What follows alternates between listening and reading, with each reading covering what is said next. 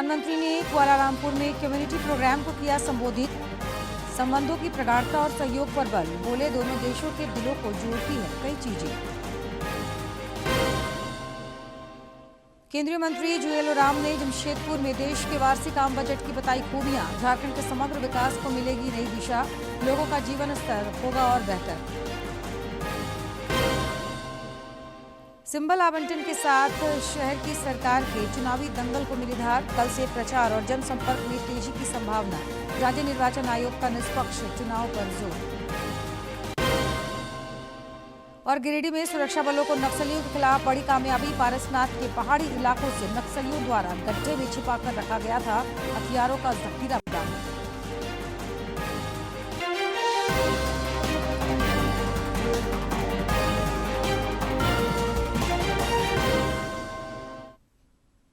नमस्कार, खबरें झारखंड में आपका स्वागत है। मैं हूं जयलक्ष्मी और अब समाचार विस्तार से। प्रधानमंत्री नरेंद्र मोदी मलेशिया की 2 दिवसीय यात्रा पर हैं। प्रधानमंत्री ने कुआलालंपुर में मलेशिया के प्रधानमंत्री अनवर इब्राहिम की मौजूदगी में कम्युनिटी प्रोग्राम सलामत दातत मोदी जी में हिस्सा लिया। अपने संबोधन में प्रधानमंत्री ने दोनों देशों के बीच संबंधों की प्रगाढ़ता पर बल दिया। उन्होंने कहा कि कई चीजें दोनों देशों के दिलों को जोड़ती है। श्री मोदी ने भारत में जारी विकास गतिविधियों की चर्चा करते हुए कहा कि मेक इन इंडिया पहल असरदार साबित हुई है। आज भारत दुनिया का दूसरा सबसे बड़ा मोबाइल निर्माता बन गया है। देश का रक्षा निर्यात भी लगभग 30 गुना बढ़ा है। Make in India was a sapling that was just planted.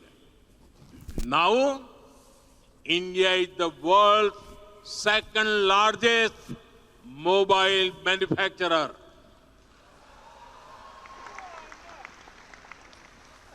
Our defense exports have gone up nearly 30 times since 2014. India has also become the 3rd largest startup hub in the world. We have built world's largest digital public infrastructure and the world's largest fintech ecosystem. Nearly half of the world's real-time digital transactions happen in India. Thanks to our UPI platform. While growing fast, we also ensured that our growth is clean and green. जनजातीय मामलों के केंद्रीय मंत्री जुएल ओराम ने आज जमशेदपुर में press वार्ता कर देश के वार्षिक आम बजट की खूबियां बताई। उन्होंने कहा कि यह बजट आम लोगों के जीवन स्तर को बेहतर बनाने के साथ साथ झारखंड के समग्र विकास को नई दिशा देगा। जनजातीय मामलों के केंद्रीय मंत्री जुएल ओराम ने आज जमशेदपुर में प्रेस वार्ता कर कहा कि इस बजट में रोजगार के अवसर बढ़ाने और पर्यटन क्षेत्र को प्रोत्साहन देने के अलावा महत्वपूर्ण योजनाओं को शामिल किया गया है। उन्होंने कहा कि गंभीर बीमारियों की दवाओं की कीमतों में भी कमी लाने की पहल हुई है। उतारने वाले हम लोग जो फिगर है आपका पीएम विकसित भारत में हम 20,000 करोड़ से ज्यादा पैसा खर्चा करेंगे। तो 5 साल के इस साल का बजट है, 1 साल में खर्चा करेंगे। श्री ओराम ने भरोसा जताया कि केंद्र सरकार का यह बजट आम लोगों के जीवन स्तर को बेहतर बनाने के साथ साथ झारखंड के समग्र विकास को भी नई दिशा देगा। के लिए है ये बजट का थ्रस्ट ही आम आदमी के लिए 16th एपिसोड है जो कि हम रोजगार मेला दे रहे हैं डायरेक्टली। आप जो क्वेश्चन कर रहे हैं सीआईएसएफ में दे रहे हैं, आपका बीएसएफ में दे रहा है, रेलवे में दे रहा है, पोस्टल में दे रहा है, बाकी सब में ऐसा करके हम पूरा ओपनली रोजगार मेला प्रधानमंत्री जी हर मेला में 50,000 60,000 1.5 लाख लोगों को हम लोग कर रहे हैं। इस दौरान जमशेदपुर के सांसद विद्युत वरण महतो और विधायक पूर्णिमा साहू ने भी केंद्रीय बजट की सराहना की और इसे विकसित भारत निर्माण की दिशा में एक महत्वपूर्ण कदम बताया। है ये भारत सरकार की काम नहीं है, जमीन को देना लेना ये राज्य सरकार की काम। अगर राज्य सरकार दे देगा तो एविएशन मिनिस्टर कह रहा जिस दिन जमीन का हाथ मेरा कागज आ जाएगा 4 महीना में हम जमशेदपुर राहुल कल्ला का टेंडर कर। बजट के माध्यम से जो हमारे प्रधान सेवक हमेशा कहते हैं 2047 का जो लक्ष्य है, 2047 का जो लक्ष्य है, उसे हम कैसे साध रहे हैं, उसकी ओर कैसे अग्रसर हो रहे हैं, इस बजट में आपको साफ साफ नजर आएगा। इस बजट में महिलाओं पर फोकस किया गया है, युवाओं पर फोकस किया गया है, किसान भाई बंधुओं पर भी फोकस किया गया है। सबसे ज्यादा मैं तो ये कहना चाहूंगी कि युवा और हमारी नारी शक्ति को मुख्य आधार पर लाया गया है। इस प्रेस वार्ता के दौरान केंद्रीय बजट में देश और विशेष रूप से झारखंड को मिली सौगातों की विस्तृत जानकारी दी गई। जमशेदपुर से कुणाल की। मुख्यमंत्री हेमंत सोरेन ने आज रामगढ़ के रजरप्पा स्थित मां छिन्नमस्तिका मंदिर में सपरिवार पूजा अर्चना की। इस दौरान मंदिर न्यास समिति के प्रधान पुजारी ने उन्हें विधिवत पूजा कराई। मुख्यमंत्री शादी की सालगिरह पर आशीर्वाद लेने शक्तिपीठ पहुंचे थे। श्री सोरेन ने मां छिन्नमस्तिका से राज्य और देश के विकास और सुख समृद्धि की कामना की।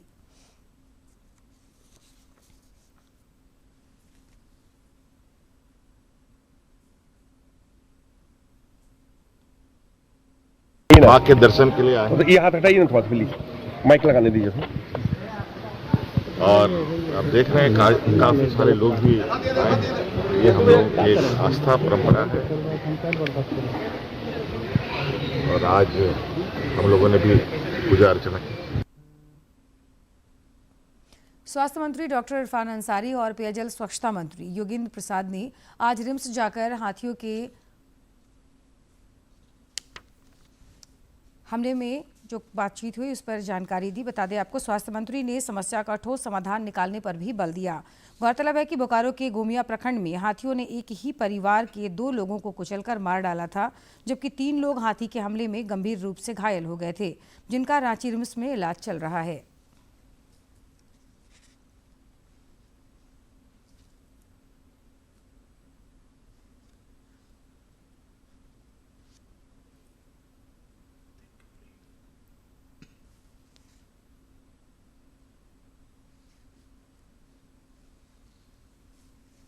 हाथियों के झुंड ने हमारे साथी मंत्री विधानसभा क्षेत्र गोमिया में 2 लोगों की निर्मम हत्या कर दी। हत्या क्या, मार कुचल दिया और 3 बच्चे और एक लेडीज वो सीरियस है।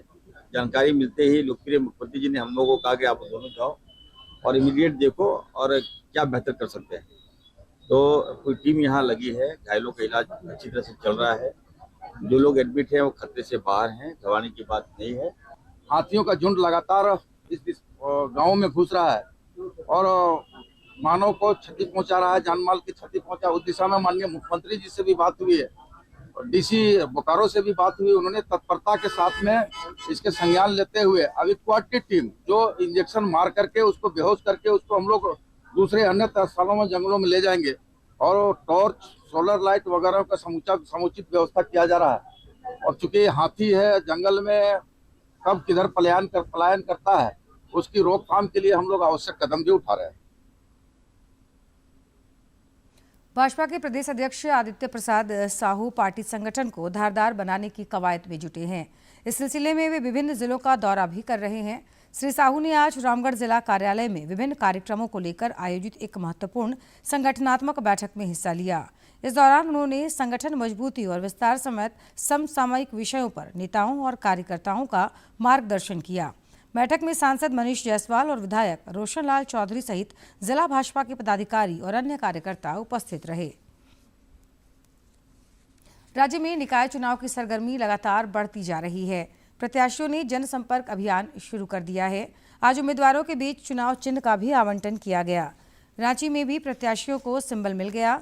अब कल से प्रचार और जनसंपर्क अभियान में तेजी आने की संभावना है। सभी प्रत्याशी जीत को लेकर आशान्वित हैं। राज्य निर्वाचन आयोग द्वारा जारी अधिसूचना के अनुसार 23 फरवरी को मतदान होगा, जबकि 27 फरवरी को वोटों की गिनती होगी। आयोग का निष्पक्ष चुनाव पर जोर है। वाणिज्य और उद्योग मंत्री पीयूष गोयल ने आज कहा कि भारतीय निर्यातों के लिए भारत अमेरिका अंतरिम व्यापार समझौते के अंतर्गत शुल्क को घटाकर 18% कर दिया गया है।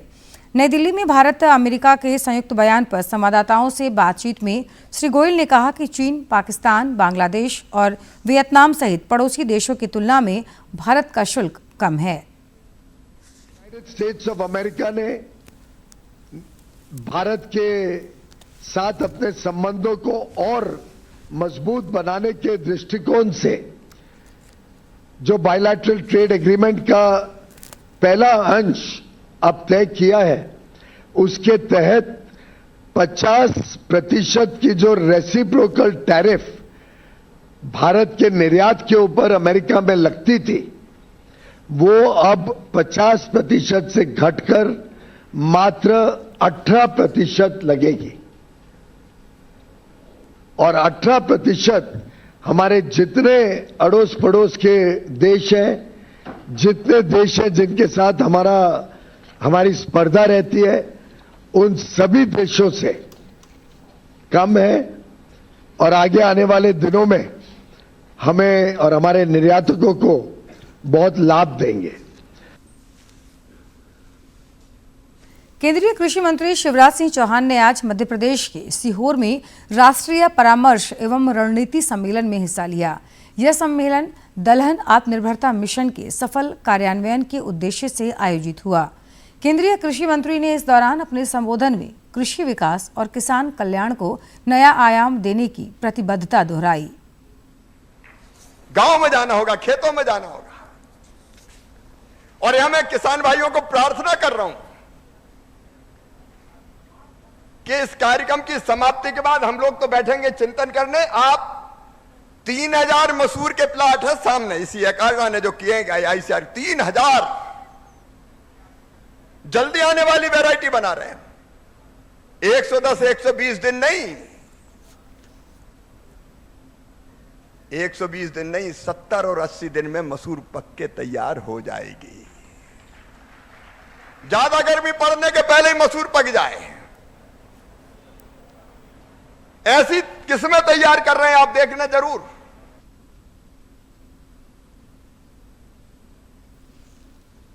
ग्रामीण विकास मंत्री दीपिका पांडे सिंह से आज रांची में कलाकारों ने मुलाकात की। ये कलाकार पिछले दिनों कर्तव्य पथ पर आयोजित गणतंत्र दिवस परेड के दौरान पंचायती राज मंत्रालय की झांकी एक हिस्सा में मुलाकात के क्रम में ग्रामीण विकास मंत्री ने कलाकारों का हौसला बढ़ाया। इस संबंध में एक वीडियो साझा कर उन्होंने कहा कि राष्ट्रीय मंच पर अपनी कला और प्रतिभा का उत्कृष्ट प्रदर्शन इन कलाकारों ने कर न केवल झारखंड को गौरवान्वित किया, बल्कि अपनी प्रस्तुति के माध्यम से महत्वपूर्ण सामाजिक संदेश भी पहुंचाया। राजधानी रांची स्थित लोक भवन का उद्यान अपनी भव्यता और सुंदरता की वजह से इन दिनों चर्चाओं में है।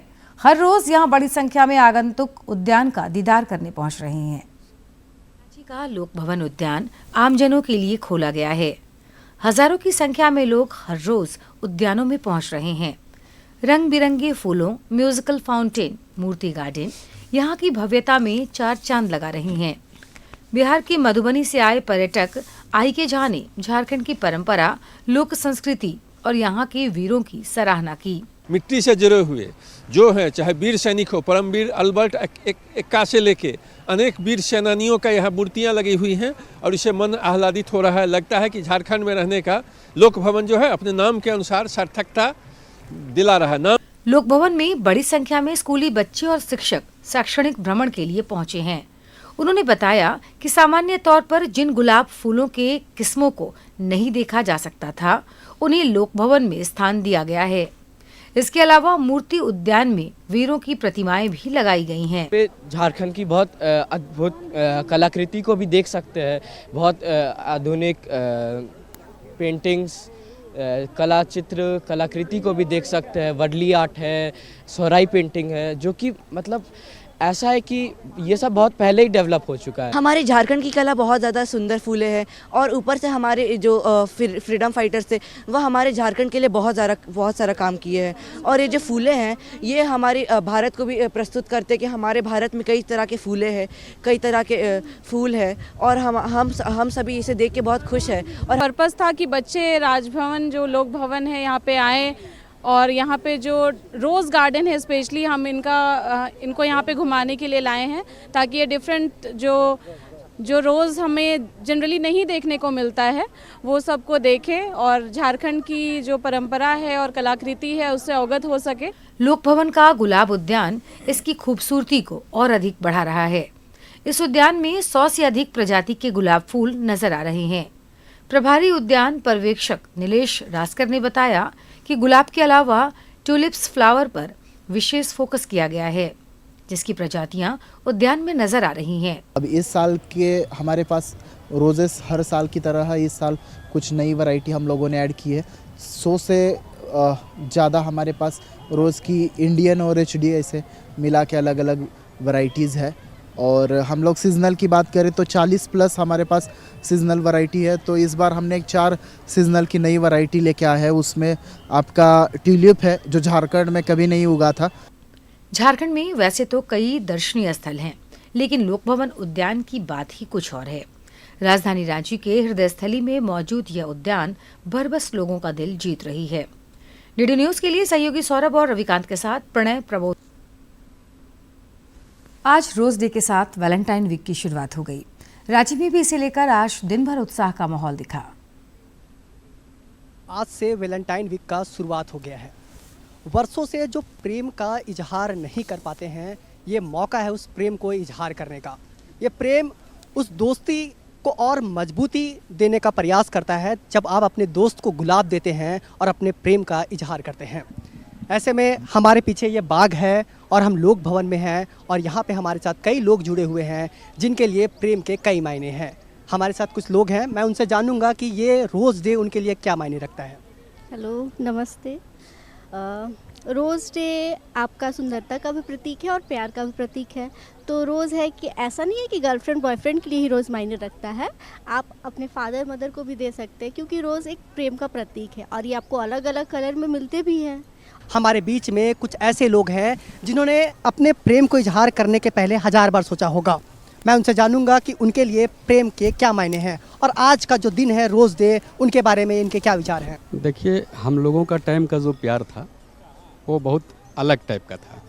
जैसे लेटर का ज़माना था या बहुत दिन इंतज़ार करना पड़ता था, महीनों महीने दिन, 2-2 महीने, 3-3 महीने, तब जा कर के हम लोग जाते थे और वहाँ प्यार का इजहार करते थे। रोज़ डे पे आप कैसा महसूस कर रहे हैं, कैसा लग रहा है आपको? बहुत अच्छा लग रहा है क्योंकि ये मेरी फ्रेंड है और ये रूठी हुई थी, ठीक ना, ये बार बार रूठ जाती फिर भी मना लेते। आज भी रूठी हुई थी, उसको एक गुलाब का छोटा सा पंखुड़ी दे के इसको आज सुबह सुबह मनाए हैं। आप लोग का तीनों का जो साड़ी का कलर है वो भी ब्लैक है, जो कहीं ना कहीं आपके लोग की दोस्ती की गहराई को दिखाता है। तो आज अपने फ्रेंड को क्या आपने गुलाब दिया?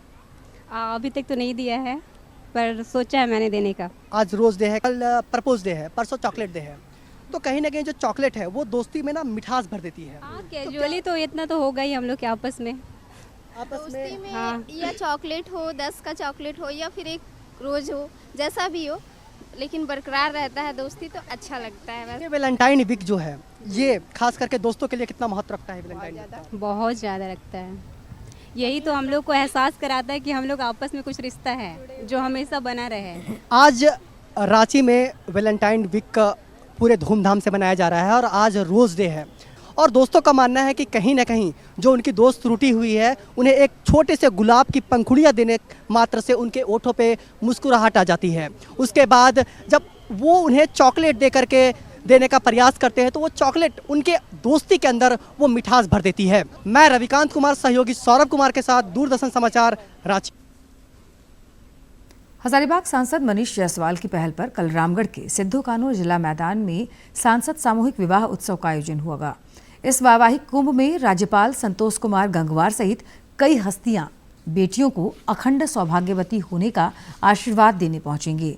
श्री जायसवाल ने बताया कि इस आयोजन के जरिए 101 बेटियों का घर बसाने की तैयारी पूरी हो चुकी है।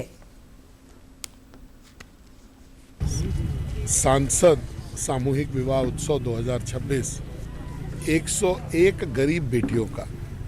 अब जब हम लोग गरीब बोलते हैं तो ऐसी बेटी जो दिव्यांग हो, या ऐसी बेटी जिनके पिता नहीं हो, या ऐसी बेटी जिनके पिता दिव्यांग हो या पिता बहुत सालों से बीमार हो, जिसका कोई करता धरता नहीं हो, ऐसी बेटियों का सिलेक्शन करके हम लोग विवाह करते हैं। और विवाह करने के बाद उनका जीवन चले, इसके लिए जीविका उनका कैसे चले इसका बंदोबस्त हम लोग जो है उनको इलेक्ट्रिक रिक्शा दे करके, जिसको टोटो सामान्य भाषा में हम लोग बोलते हैं, वो हम लोग देते हैं ताकि इनका जो है बाद का जीवन भी चल सके। राज्य में नक्सलियों के विरुद्ध जारी अभियान में सुरक्षा बलों को लगातार सफलता मिल रही है।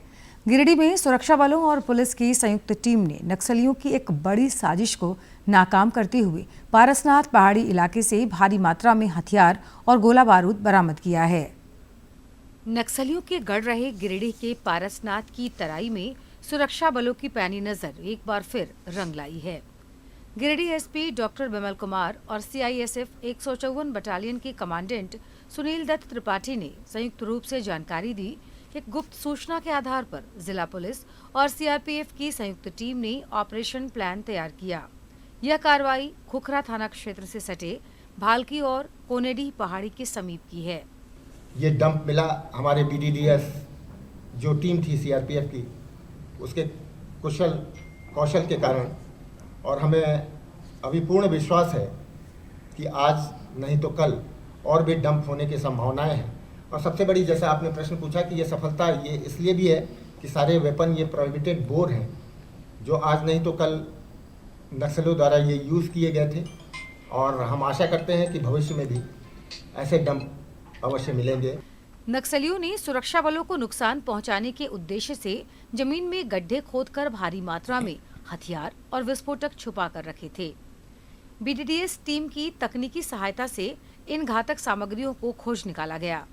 बरामद सामानों में राइफल और हैंड ग्रेनेड जैसे खतरनाक हथियार शामिल हैं। एसपी ने बताया कि यह बरामदगी नक्सलियों के मनोबल को तोड़ने वाली है। कुछ दिनों पहले भी हम लोगों को ऐसा डंप मिला था, जो भी इंफॉर्मेशन हम लोग को आता है उसके आलोक में सीआरपीएफ 154 के साथ मिलकर के पूरी टीम काम करती है, और ये काफ़ी अच्छा रिकवरी है।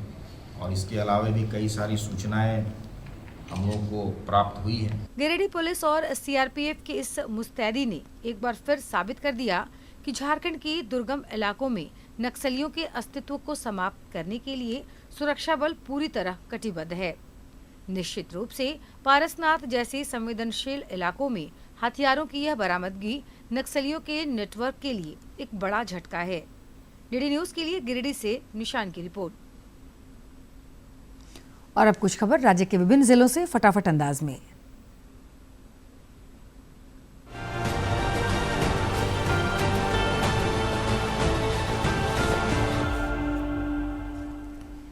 कोडरमा में नगर निकाय चुनाव 2026 को लेकर 114 मतदान केंद्र बनाए गए हैं। उपायुक्त ऋतुराज ने वीडियो कॉन्फ्रेंसिंग से अधिकारियों संग बैठक कर सभी केंद्रों पर रैंप, पेयजल, शौचालय, बिजली, चार्जिंग पॉइंट सहित मूलभूत सुविधाएं सुनिश्चित करने के सख्त निर्देश दिए। रांची में बिरसा कृषि विश्वविद्यालय द्वारा 14 से 16 मार्च तक राज्य स्तरीय एग्रोटेक किसान मेला 2026 आयोजित होगा। मेले का विषय टिकाऊ कृषि हेतु जलवायु अनुकूल तकनीकी नवाचार है। चुनाव ड्यूटी के कारण तिथि बदली गई। मेले में 120 स्टॉल, प्रदर्शनी और किसान गोष्ठियां होंगी। गुमला के बच्चों में स्वच्छता और स्वस्थ आदतें विकसित करने तथा परिजनों को स्वच्छ घरेलू वातावरण के प्रति जागरूक करने के उद्देश्य से हैबिट चेंज अभियान के तहत आंगनबाड़ी केंद्रों में लगातार कार्यक्रम चलाए जा रहे हैं। यह संवेदनशील अभियान 15 फरवरी तक संचालित होगा। लोहरदगा में फाइलेरिया जैसी गंभीर बीमारी से बचाव के लिए 10 से 25 फरवरी तक मास ड्रग एडमिनिस्ट्रेशन अभियान चलाया जा रहा है। इस दौरान सभी पात्र लोगों से अपील की गई है कि वे निर्धारित दवा की खुराक अवश्य लें और बीमारी से सुरक्षित रहें। देवघर में नगर निकाय चुनाव को लेकर प्रेस वार्ता आयोजित कर निर्वाचन प्रक्रिया की जानकारी दी गई। इस दौरान बताया गया कि देवघर नगर निगम महापौर पद के लिए 18 अभ्यर्थी मैदान में हैं, जबकि मधुपुर नगर परिषद अध्यक्ष पद हेतु कुल 7 अभ्यर्थियों ने नामांकन किया है। पश्चिमी सिंहभूम जिले के ग्रामीण क्षेत्रों में कृषि, पशुपालन, मत्स्य पालन और सब्जी उत्पादन से जुड़े लोगों की आय बढ़ाने को लेकर संबंधित विभागों की पदाधिकारियों के साथ विभिन्न पहलुओं पर विस्तृत चर्चा की गई। पारंपरिक कार्यों के माध्यम से स्थानीय स्तर पर आजीविका संवर्धन हेतु आवश्यक निर्देश दिए गए। पाकुड़ समाहरणालय में जिले के दूर दराज इलाकों से आए आमजनों की समस्याएं सुनी गईं। उपायुक्त मनीष कुमार ने प्रत्येक मामले के शीघ्र, पारदर्शी एवं प्रभावी समाधान के लिए संबंधित पदाधिकारियों को तत्काल आवश्यक निर्देश दिए।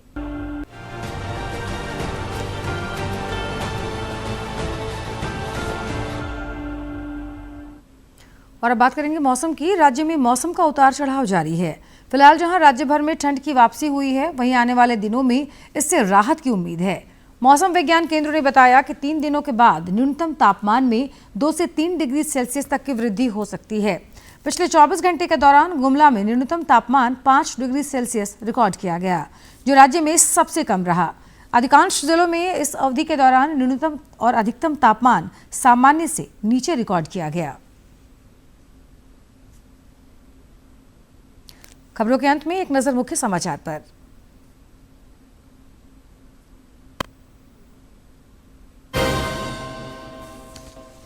प्रधानमंत्री ने कुआलालंपुर में कम्युनिटी प्रोग्राम को किया संबोधित। संबंधों की प्रगाढ़ता और सहयोग पर बल, बोले दोनों देशों के दिलों की जोड़ती है कई चीजें। केंद्रीय मंत्री जुएल ओराम ने जमशेदपुर में देश के वार्षिक आम बजट की बताई खूबियां। झारखंड के समग्र विकास को मिलेगी नई दिशा, लोगों का जीवन स्तर होगा और बेहतर। सिंबल आवंटन के साथ शहर की सरकार के चुनावी दंगल को मिली धार। कल से प्रचार और जनसंपर्क में तेजी की संभावना। राज्य निर्वाचन आयोग का निष्पक्ष चुनाव पर जोर।